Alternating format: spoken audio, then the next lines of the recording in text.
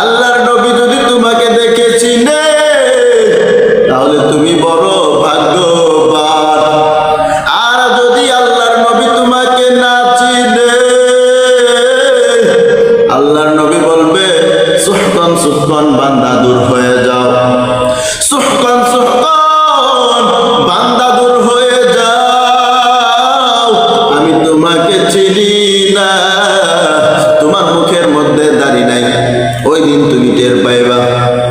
মুখের মধ্যে দাড়ি নাই, নবী তোমাকে চিনবে না।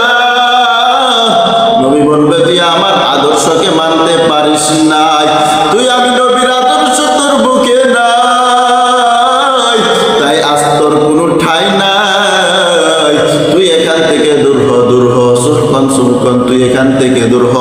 ও বান্দা, ওই দিন আল্লাহ নবী পর্যন্ত তোমাকে চিনবে না, তাড়িয়ে দেবে তোমাকে। এই জন্য বলি রে ভাই, নবীর সুন্নতকে